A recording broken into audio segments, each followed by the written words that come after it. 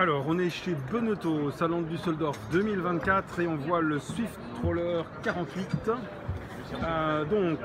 Plateforme de bain hydraulique bien sûr avec les bossoirs et un accès ici par ce double portillon sur le cockpit qui dans la foulée nous amène sur l'échelle de Fly.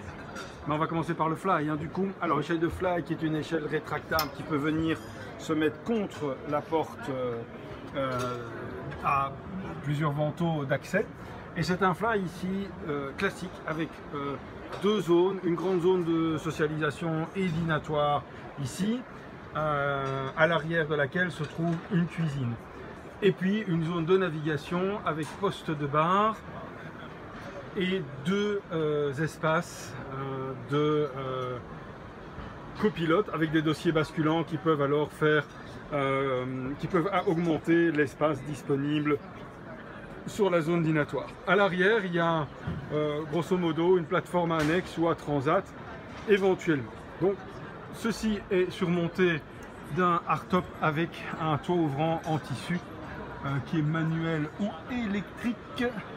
Je ne sais pas, probablement électrique. Voilà. Et puis on peut aménager évidemment au niveau des écrans ce qu'on souhaite, notamment ici la caméra arrière. C'est toujours pratique puisque le poste de bar n'est absolument pas dans l'axe de la descente d'escalier du Fly. Donc avoir une caméra, c'est indispensable.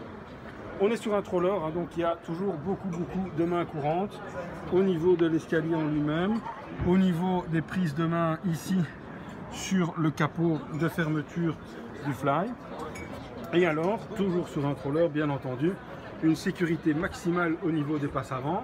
Ici un passe avant accompagné d'un haut balcon mais pas tellement encastré, tandis que de l'autre côté on a le passe avant complètement encastré avec cette signature Swift Roller ici et cette protection énorme de la casquette qui déborde complètement sur le passe avant.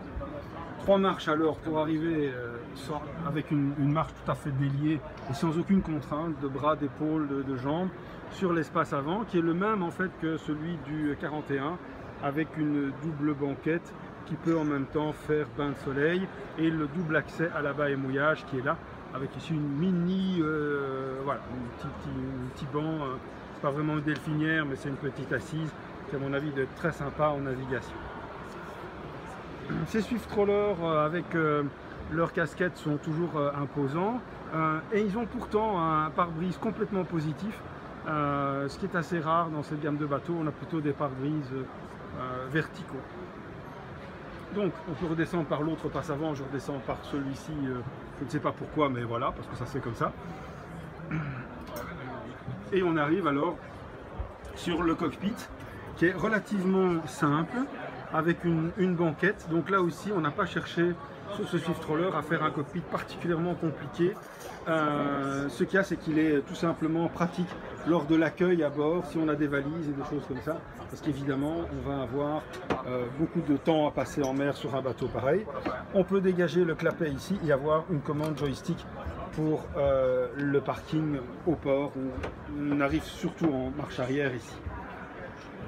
La cuisine maintenant avec le double frigo là, le four, les tacs et lave-vaisselle évidemment. Les accès moteurs se font par les grandes ouvertures qui sont dessinées là dans le sol comme sur le Troller 41 à voir dans une autre de nos vidéos. La super magnifique, je ne sais pas le dire autrement, armoire à verre qui est là. Et puis cette série de placards ici, très chouette avec cette petite découpe en lamelles qui fait un petit peu presque atmosphère café londonien. Ouais. Le poste de bar, non pas avec une banquette pivotante, mais avec un bolster classique. La très grande porte, évidemment, du poste de bar qui permet d'arriver sur le passe avant, avec bien sûr le portillon qui est dans l'axe de cette porte. Ça, c'est quelque chose de très chouette chez Benetton. Instrumentation impeccable, classique avec des moteurs Cummins, je pense ici, en ligne d'arbre, un couple de moteurs en ligne d'arbre.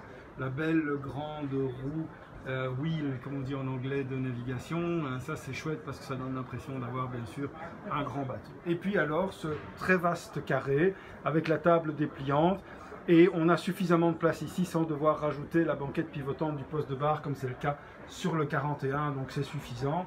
Le couloir qui amène au pont arrière, au pont inférieur, est un couloir muni de 3 marches pour descendre, qui nous amène alors directement vers la cabine propriétaire. Comme on a des moteurs en ligne d'arbre et qui sont assez avancés dans le bateau forcément, mais on a des cabines qui sont des cabines de pointe pour la cabine propriétaire et alors des cabines latérales du couloir d'accès évidemment. Une tête de lit qui est très chouette, une ambiance bibliothèque très agréable avec une ouverture ici de ventilation, une autre ventilation dans la fenêtre de coque bâbord qui est dupliquée à tribord.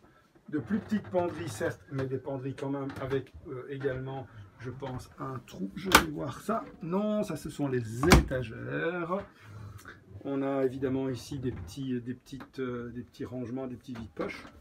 Hop, et ici on a la penderie. Oui, voilà, il y a un trou, il faudrait peut-être le dévisser. Je ne sais pas si c'est faisable ou pas. Les commandes de bord, commandes de chauffage, les interrupteurs là près de la tête de lit, et puis ici un espace pour mettre la télévision. Mais si je ferme la porte, on se retrouve alors ici dans la cabine propriétaire avec ce miroir qui est derrière la porte, et on a l'accès à un très beau compartiment de toilettes, toilette électrique bien sûr, évier et douche avec assise. On sort d'ici et on réouvre la porte pour avoir accès de nouveau à ce couloir qui nous amène vers la timonerie, où on a encore 3 portes. Alors une première porte ici qui va donner l'ouverture sur la petite cabine du bateau, donc la cabine invitée avec penderie rangement et un lit en travers de l'axe du bateau, mais avec beaucoup d'hauteur sous barreau et un lit quand même vraiment très profond. Ça c'est très agréable évidemment parce que c'est un lit d'un 40 sur à peu près 2 mètres, donc on sait vraiment coucher 2 adultes confortablement. De l'autre côté on a alors une cabine double lit qui pourrait certainement avoir une option de compléter les 2 lits en un seul couchage, avec également une belle armoire de rangement ici. Hop hop hop. Voilà, penderie.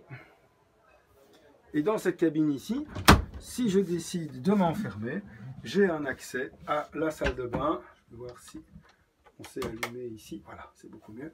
On a un accès à la salle de bain. On pousse la porte, on arrive sur un évier. Et cette superbe, chouette salle de bain avec la douche qui possède une belle assise en bois, une belle rigole. Tout ce qu'il faut, très belle douche avec une aération. Là on sent qu'on a quand même un chantier qui sait ce que c'est que des voiliers et qui a l'habitude de naviguer. Et puis également une toilette ici. Beaucoup d'aération dans cette salle de bain qui va être forcément la plus utilisée des deux, puisque la salle de bain partage à la fois la cabine invitée et la cabine propriétaire. Beaucoup d'ambiance dans ce trawler 48 et c'est en fait un 41 en plus grand, en plus spacieux. Donc là c'est une question de programme de navigation, de budget et de savoir ce qu'on veut. Mais les deux bateaux sont, je trouve, très cohérents tous les deux. Voilà, merci d'avoir suivi Via Albin. On vous tiendra au courant de tout ce qui se développe dans le futur. Merci, merci.